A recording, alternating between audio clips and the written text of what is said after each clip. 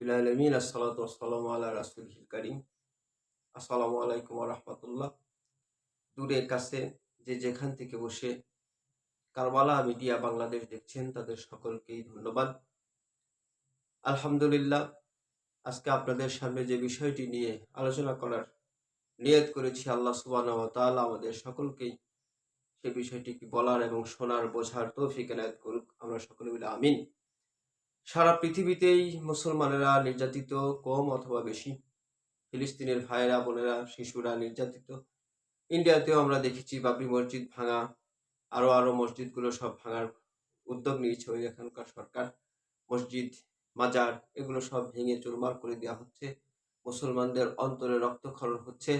এই সমস্ত কিছু এই সমস্ত কিছুর ভিতরেও মুসলমানেরা দাঁড়িয়ে আছে এবং হুসাইন রাদিয়াল্লাহু তাআলা আনহুর মহব্বত, রাসূল আকরাম সাল্লাল্লাহু আলাইহি ওয়াসাল্লামের মহব্বতে ঈমান নিয়ে তারা এখনো দাঁড়িয়ে আছে, জীবিত আছে।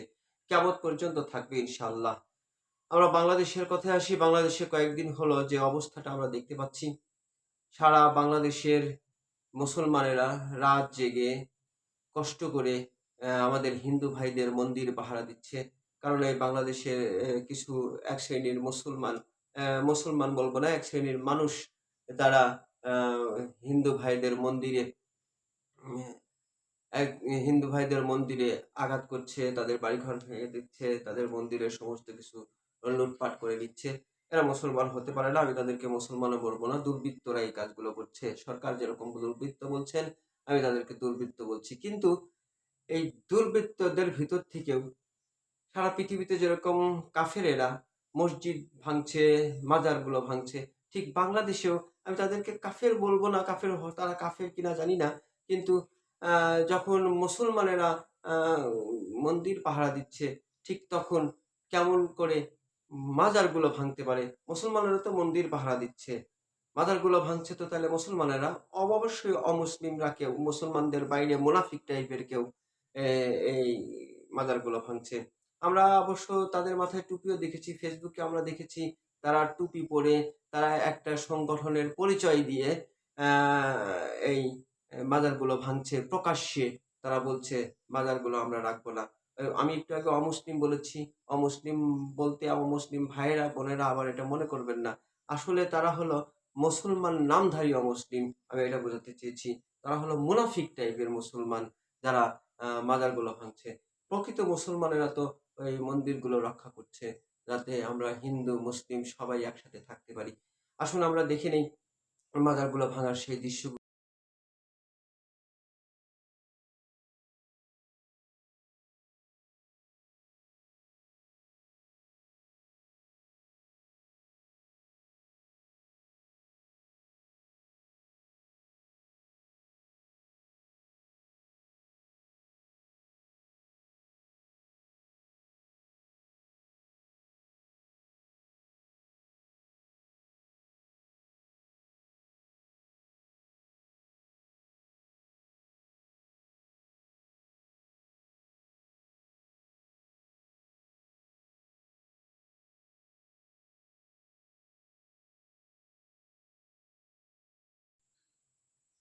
নিশ্চয়ই আপনারা দেখলেন এত সময় ধরে মাজার ভাঙার দৃশ্যগুলো।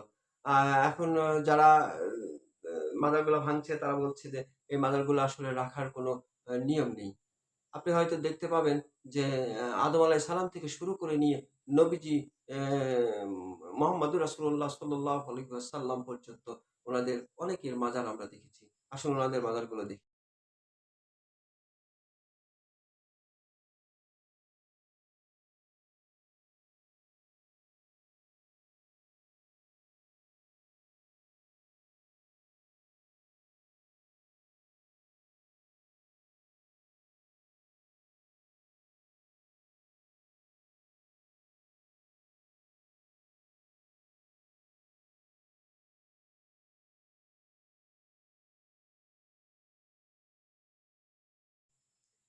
আপনারা নবী এবং রাসূলদের মাজারগুলো দেখতে পেলেন।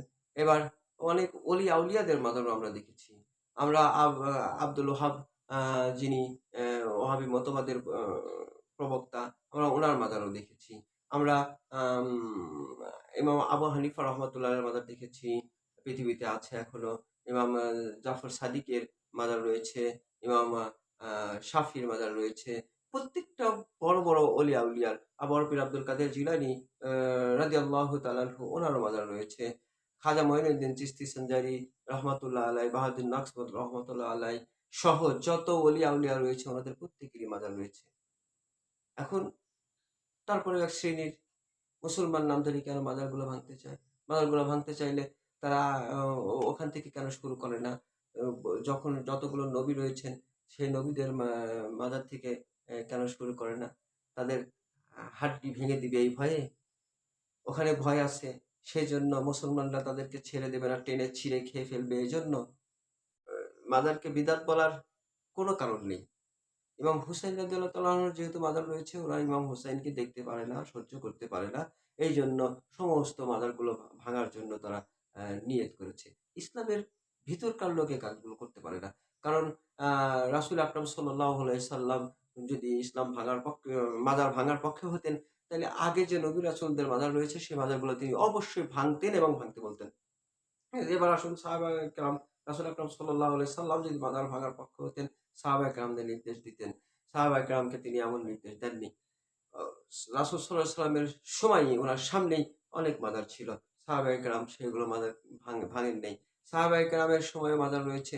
তার মাজার ভাঙাটা যদি রাসূল সাল্লাল্লাহু আলাইহি সাল্লামের কাছ থেকে অ্যা নির্দেশ হতো, তাহলে সাহাবায়ে কেরাম ওই নির্দেশটা তাবিঈনদেরকে দিয়ে দিতেন। তাবিঈনদের সময়ে অনেক মাজার ছিল, যেগুলো এখনো বর্তমানে রয়েছে। তাবিঈনদেরকে তাবিঈনরা অর্ডার দিয়ে যেতেন যে, "মাজারগুলো ভাঙো।" তাবিঈনদের সময়ও মাজার ছিল। আইম্মায়ে মুজতাহিদিনদেরকেও তাবিঈনরা অর্ডার দিয়ে যেতেন যে, "মাজারগুলো ভাঙো।" আইম্মায়ে মুজতাহিদিনের সময়ও অনেক মাজার ছিল। এমনকি এখন পর্যন্ত যত ওলি, গাউস, কুতুব মাজার রয়েছে, এ সমস্ত মাজারগুলোকে কেউ ভাঙতে বলেন নাই। আল্লাহর ওলিদের মাজারগুলোকে কেউ ভাঙতে বলেন নাই। তাহলে এরা কারা? নবীজি সাল্লাল্লাহু আলাইহি ওয়াসাল্লাম মাজার ভাঙতে বললেন না সাহাবীদেরকে। সাহাবীরা তাবিঈনদেরকে ভাঙতে বললেন না। তাবিঈনরা তাবিঈনদেরকে ভাঙতে বললেন না। তাবিঈনরা আইম্মায়ে মুজতাহিদিনদেরকে ভাঙতে বললেন না। এরা কারা? এরা কি মুসলমান? যারা নবীজির কথা অমান্য করে, নবীজির অ্যা নির্দেশ, নবীজির আইন, নবীজির রিসালাত, নবীজির সুন্নাহকে যারা অবজ্ঞা করে, ডিনাই করে না। সাহাবায়ে কেরামের সুন্নাহকে যারা মানে না, তাবিঈনদের সুন্নাহকে যারা মানে না, আউলিয়া যারা যেখানে শায়িত আছেন, সেই জায়গাগুলোকে তারা নিশ্চিহ্ন করে দিতে চায়। আসলে এরা মুসলমান আমার মনে হয় না যে এরা মুসলমান মাজার ভাঙার পরেও আছে। তবে আমি এদেরকে ওই যে সমস্ত জায়গাতে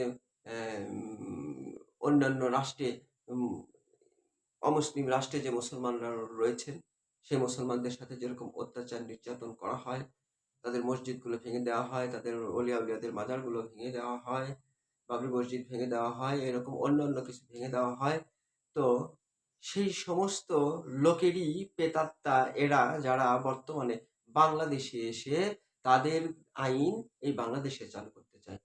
ইনশাআল্লাহু তাআলা প্রত্যেকটা হুসাইন প্রেমী জনতা, প্রত্যেকটা সুন্নি জনতা, আউলিয়া প্রেমী জনতা এদেরকে কঠোর হস্তে দমন করবেই করবে। এতদিন পর্যন্ত করে এসেছে। ওই ইয়াজিদের পরের থেকে আমরা তাদেরকে দেখে আসছি, তাদেরকে প্রতিহত করে আসছি। ইনশাআল্লাহ কিয়ামত পর্যন্ত ইসলাম যতদিন বেঁচে থাকবে, সুন্নিরা ততদিন বেঁচে থাকবে, আউলিয়ারা ততদিন বেঁচে থাকবে, আউলিয়াদের মাজারও ততদিন পর্যন্ত থাকবে।